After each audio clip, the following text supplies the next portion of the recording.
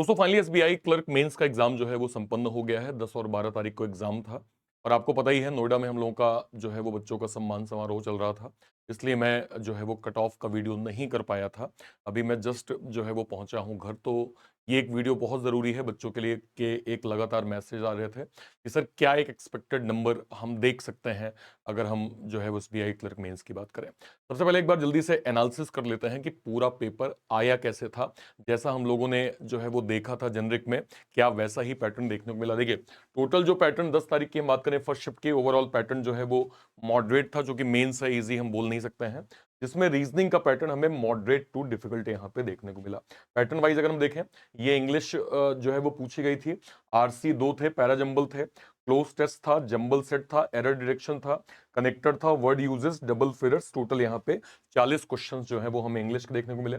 अब बात कर लेते हैं मैथ्स की। अर्थमेटिक 6 क्वेश्चन, डेटा सफिशिएंसी 2 से 3, pie chart, tabular DI, double जो है वो बार ग्राफ, कैसलेट डीआई, इसके questions, missing number series, series के 3 question, approximation 5-6 question, quadratic 5 question और क्वांटिटी कंपैरिजन के 3 क्वेश्चन यहाँ पे हमें प्रॉपर जो है वो देखने को मिले। इसके अलावा अगर मैं बात करूं रीजनिंग की, देखिए coded inequality, resultant based, new pattern coding, data sufficiency, ये वो पैटर्न है जो आप बहुत आराम से सॉल्व कर सकते हैं। हमने इनकी प्रैक्टिस काफी ज्यादा करी हुई थी और अगर आप रेगुलर स्टूडेंट रहे होंगे तो आपने इनको बहुत आराम से सॉल्व किया होगा। इसके अलावा यहां पे मैं देखूं, नंबर सीरीज 1 क्वेश्चन, मिसलेनियस के 3 क्वेश्चन थे और क्रिटिकल रीजनिंग के लगभग 10 क्वेश्चन थे।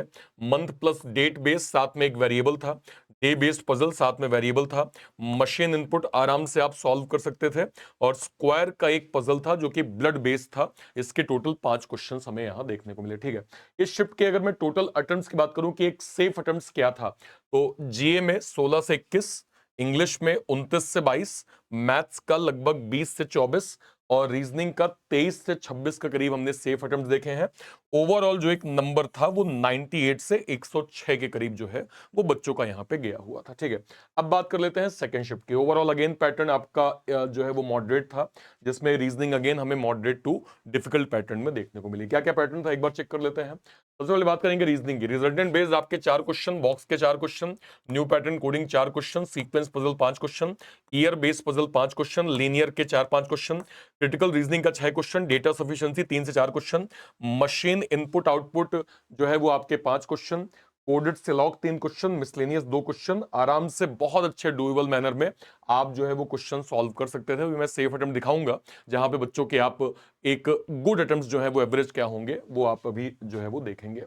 इसके बाद अर्थमेटिक के जो है वो मैथ्स में 10 से 11, pie chart, line graph, caselet DI, number series, approximation, quadratic, quantity comparison, miscellaneous. Total आपके 50 क्वेश्चन जो है वो मैथ्स के ऐसे पूछे गए थे। ठीक है, इसके अलावा अगर मैं इंग्लिश की बात करूं, आरसी यहाँ पे 2 आरसी, इवन 3 आरसी। इसके बाद idioms, miss spelling, then fillers, error, starters, miscellaneous and match the जो है वो फॉलोइंग के 3 क्वेश्चन हमें इंग्लिश में। देखो मैंने यहाँ पे जीए को ऐड नहीं किया है, जीए चूंकि काफी वास्ट होता है, तो जीए के लिए सुष्मिता मैम एक अलग से सेपरेट सेशन जो है वो करेंगी, जहां पे वो आपको जीए का डिटेल एनालिसिस आई थिंक बता भी दिया होगा, या अगर नहीं बताया होगा तो आजकल में एक वीडियो वो कर देंगी। ठीक है, अब जब हम सेकंड शिफ्ट का यहाँ पे देखेंगे कि भाई ओवरऑल सेफ अटेम्प्ट क्या था, तो आप देख सकते हैं रीजनिंग का 21 से 24, मैथ्स का 22 से 26, इंग्लिश का जो है वो 30 से 32 और जीए का लगभग 15 से 18। हमने ये डिस्कस किया भी था कि जब आप टारगेट करते हैं कि आपका टारगेट अगर 80 कट ऑफ चूंकि लास्ट ईयर का था, और हो सकता है जीए के मार्क्स आपके कम या ज्यादा, क्योंकि अगर आपको क्लिक किया आप इंस्टेंट आंसर कर पाएंगे, क्लिक नहीं किया तो आप इसको सॉल्व नहीं कर सकते हैं। तो आपको ज्यादा फोकस इनमें देना होगा, क्योंकि अगर इनमें आपके अच्छे मार्क्स आ जाएंगे तो ओवरऑल फिर आप कहीं ना कहीं निश्चिंत होकर अपना एग्जाम जो है वो ये समझ सकते हैं कि हाँ भाई मैं मेंस भी जो है वो क्वालिफाई कर लूंगा। यहाँ पे टोटल सेफ अटेम्प्ट हमने 97 से 104 देखे हैं। अब बात कर लेते हैं भाई 12 अप्रैल की, कि 12 अप्रैल का पैटर्न यहाँ पे क्या था। अगेन हमें ओवरऑल पैटर्न मॉडरेट यहाँ पे देखने को मिला, जिसमें सबसे पहले बात कर लेते हैं रीजनिंग की। Uncertain puzzle, flat floor puzzle, 3 row 4 column based आपका sitting arrangement, circular sitting arrangement, coded inequality, coded syllog, conditional coding, blood relation, data sufficiency, coded direction और क्रिटिकल रीजनिंग। इसके हमने टोटल पैटर्न देखने को मिले, जिसमें से अगर मैं डुएबल मैनर के क्वेश्चन बोलूं तो आराम से आप 5, 8, 12, 16, 19, 22 के बाद आप यहाँ पे जो है वो 22 5 27 आराम से आप 27 कर सकते हैं।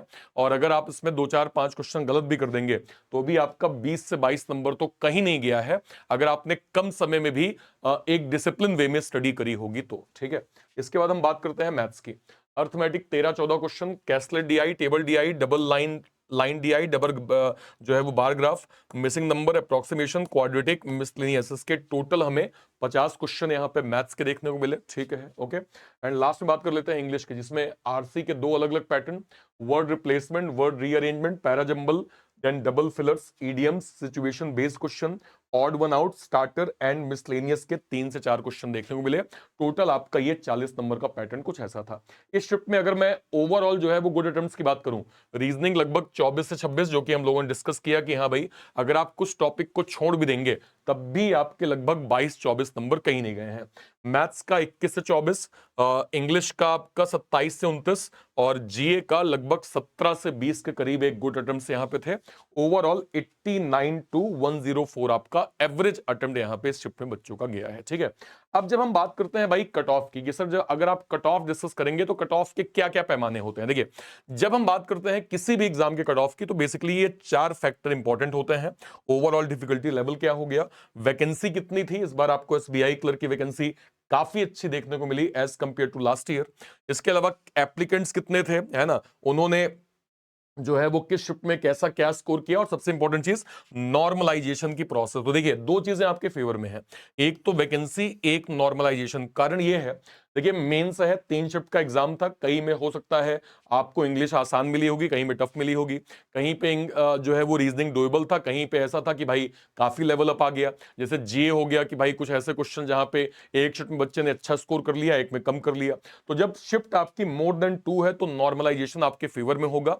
दूसरा वैकेंसी, देखिए वैकेंसी का एक मैंने सेपरेट एक वीडियो किया था, अगर आपको याद होगा, मैंने आपको ये कंपेयर करके बताया था कि लास्ट ईयर वैकेंसी कितनी थी, इस बार वैकेंसी कितनी है और कितना इंपैक्ट आपके कट ऑफ में जाएगा। जैसे फॉर एग्जांपल अगर मैं थोड़ा एग्जांपल दूं, देखियो यहां पे ये कौन सा थर्ड स्टेट है, आई थिंक मध्य प्रदेश है। तो मध्य प्रदेश की लास्ट ईयर वैकेंसी जो थी 288 थी, इस बार 1317 वैकेंसी है। अब आप समझ सकते हैं अगर वैकेंसी इतना ज्यादा बढ़ा है तो भाई यहां पे कट ऑफ की रेंज अपने आप डिफरेंशिएट हो जाएगी जो लास्ट ईयर का जो है वो कट ऑफ था। एक और अगर मैं आपको दिखाऊं, कर्नाटका एक मैंने स्टेट आपको बताया था, जिसमें है कहां कर्नाटका, ये पहला दूसरा तीसरा चौथा पांचवा। ठीक है, तो पहला दूसरा तीसरा चौथा, देखिए लास्ट ईयर वैकेंसी 450 थी, इस बार केवल 50 वैकेंसी है। मतलब क्या है, इसका हमने असर देखा प्रीलिम्स के भी कट ऑफ में, और नो डाउट ये मेंस में भी आपको देखने को मिलेगा।